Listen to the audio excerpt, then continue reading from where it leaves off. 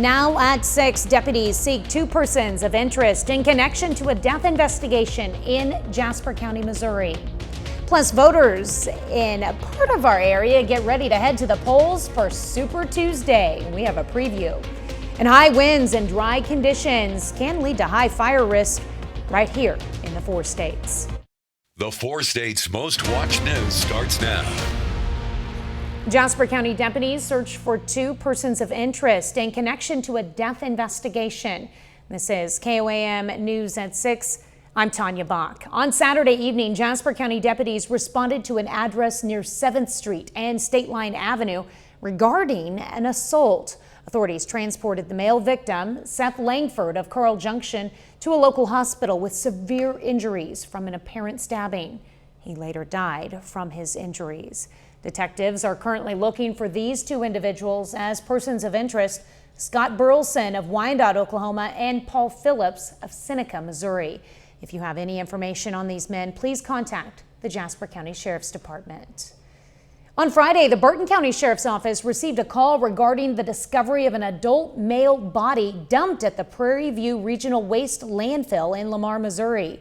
The victim's body, identified as Manuel Gomez from the Springfield area, was believed to have come in on a trash truck. Troopers say the Burton County Sheriff's Office reached out to them to take the lead in the investigation. Meteorologist Lindsay Gaffney joins us with a first look at weather. All right, so today we had an actual high of 79 degrees, beating our previously set record set back in 1961. So we saw a pretty warm day today, mostly cloudy, although we did see some sunshine. Right now, it's still cloudy. We do see some showers start to pop up just in our northern counties right now. That's going to continue on as we're tracking the system in the north, right, making its way into our area later this evening after 6 p.m. So it's going to start to develop a little bit later around 8 p.m. Now I'll bring you more details in just a bit. All right, thanks, Lindsay.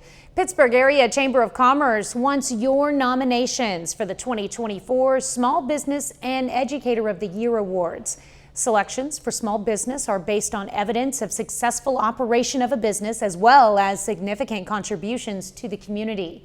Selections for educator are based on the teacher's ability to inspire students of all backgrounds and abilities to reach their full potential. If you have a small business or educator you'd like to nominate, head over to our website at KOAMnewsnow.com. Tomorrow is Super Tuesday, and that includes the Oklahoma primary elections. KOAM's Amber Jenkins is live in studio with a preview. I spoke to officials at the Ottawa County Election Board in Miami. Here's what they believe voters should keep in mind. This election year, independent voters can only vote via the Democratic Party ballot. The Republican and Libertarian parties chose to keep their primaries closed, meaning independent registered voters cannot use a Republican or Libertarian ballot.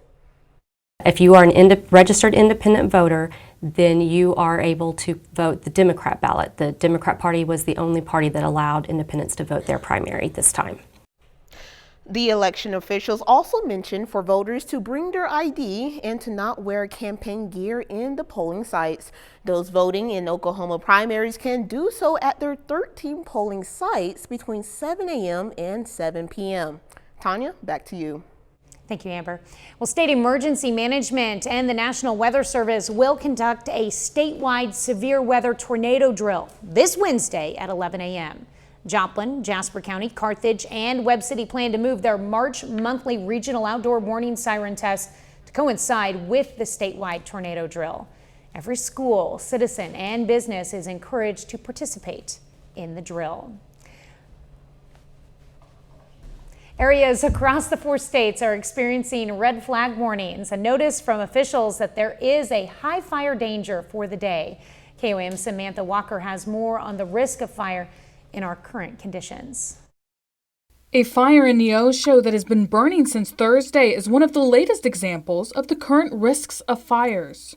The Reddings Mill Fire District says they reevaluate conditions each day to see if it is safe to attempt a controlled burn. We're basing it off criteria from the National Weather Service that is tied to fire index. They give ratings on what the weather is going to be, and that is deals with humidity, the dew point, and also the wind speeds for the day. Meteorologists say weather conditions can play a big role in how dangerous fires can be. The winds that we see, especially before rain events, like we get some pretty high wind gusts, that could blow a fire really easily. So if you have just a small one start, it's already like miles wide. Like it can cause some real issues. The threat of a fire spreading is one of the biggest concerns. So it doesn't take much to, for something to get out of hand, and then it becomes a very big problem. Even on days that might be considered safe to burn, officials say there are steps you can take to help avoid a disaster. Wet it all down, the area, not just what burnt, but the area around it as well. That will help slow the spread of it. Reporting for KOAM News, I'm Samantha Walker. Area fire departments recommend people call them before attempting a controlled burn to see if the conditions are safe. Well, some local talent gets some big time recognition. John has details on the Webb City Cardinal named Player of the Year. That's later in sports. But first, the end of an era as demolition crews bring down a familiar landmark in Liberal, Missouri. Check out our in-store green sheet deals. Save more at Ron's. Demolition crews in Liberal, Missouri raised a familiar landmark today. A grain elevator that's been part of the community since 1950. KOAM photojournalist Ty Parks watched the landmark come down.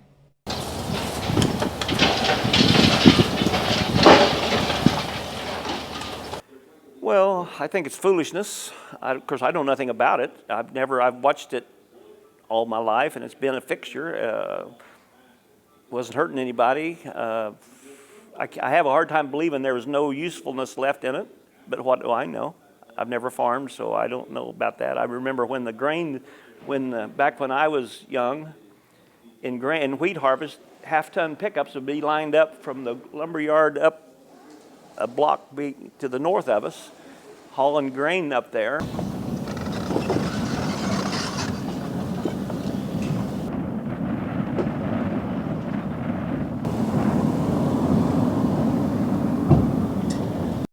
Oh, it's sad.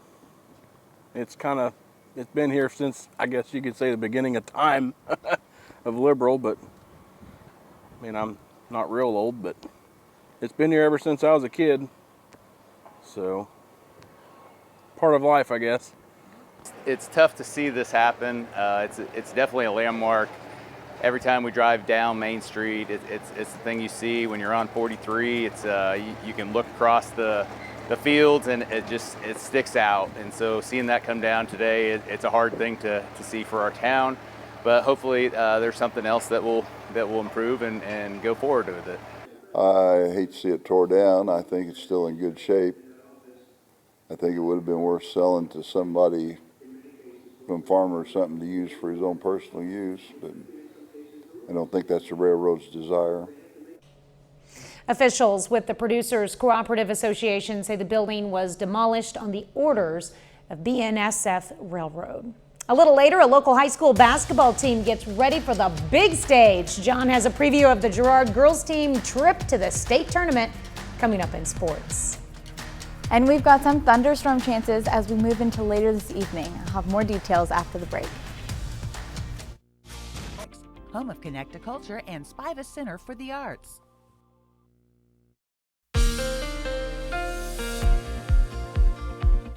So we had a pretty warm weekend, and today we beat a record at 79 degrees.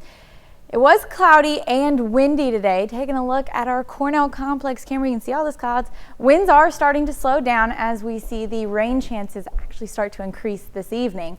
Now, right now, we're tracking the system northeast of Kansas City. That's going to expand into our area, bringing us some thunderstorms a little bit later after 7 p.m. through about 11 p.m. is when we'll start to see the system make its way through our area, mostly in our northeast counties and then shifting down to the southern counties.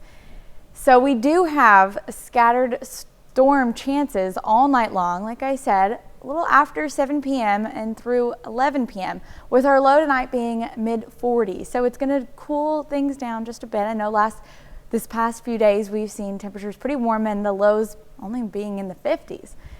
Now, we do also have a low risk for strong storms. That's mostly in our eastern counties down to our southern counties, and that's due to the instability at the surface and the moisture in the air causing us to possibly have some storms spark up.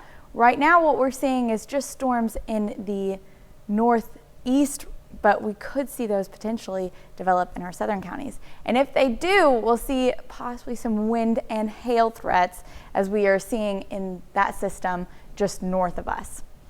Now, right now we're seeing the system make its way. Nevada has some storms, and then it'll continue on. Pretty isolated storms is what we're going to see, and then even shifting down to the south by 8:30 and then continuing on. This is where we'll see the heaviest amount of rain and thunderstorms develop as we continue on. You can see the darker red is where we'll see those stronger storms developing.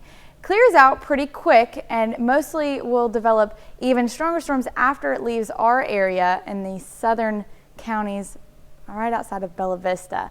Now, we also have another chance of rain moving in late Wednesday into Thursday. Right now it seems to be going around 12:30 a.m., but we could see that move in a little bit earlier, so you may still want to prepare for Wednesday night rain. And as it continues on, it's going to be pretty heavy rainfall throughout the day, 7:30 a.m. So when you're starting your day, most of the counties in the southwest are experiencing some pretty heavy rain. It's going to continue on, and we're going to see this shift back into our area for Friday rain. So we're getting rain Thursday all the way through early Saturday morning. It's going to be pretty heavy rainfall, about 1/2 inch on Thursday and 1/2 inch on Friday, which is what we need in our area with the drought conditions that we've been experiencing, along with the fire weather we've had. So tonight we'll see those thunderstorms develop in our eastern and southeastern counties. Tomorrow will be partly cloudy, mostly just breezy, but not much rain in our area. And then Wednesday night all the way through early Saturday morning, that's when we'll see our greatest chance of rain and thunderstorm development, leading us to have a pretty nice week next week. Sunday, Monday, Tuesday, sunny, and temperatures warm back up into the 70s. I don't mind them staying in the 60s. Then I don't need to turn on my AC and it doesn't get too hot. Yeah, I don't mind the rain in the 60s. Yeah. I didn't like it when it was super cold and rainy. That's not fun. Yeah, we could do without a little bit of this wind. Yeah. All right, thanks, Lindsay. Well, don't forget, you can be the first to know about the day's weather with the KOAM Skywatch weather app. Get severe weather updates sent straight to your phone, free of charge. It's available in the Apple App Store and the Google Play Store. The KOAM Skywatch weather app. MoDOT wants to alert drivers in Joplin about upcoming road work beginning tonight and running through Friday. Crews expect to find crews installing guardrails in 2 locations on Hearns Boulevard between 44th Street and 50th Street in Joplin. Now, these installations will be from 7 p.m. to 6 a.m. Drivers are urged to find alternate routes. Still ahead, Girard girls basketball previews its trip to the Class 3A state tournament. And a Webb City Cardinal is named the Central Ozark Conference Player of the Year. John Dales has those stories and more up next. Today.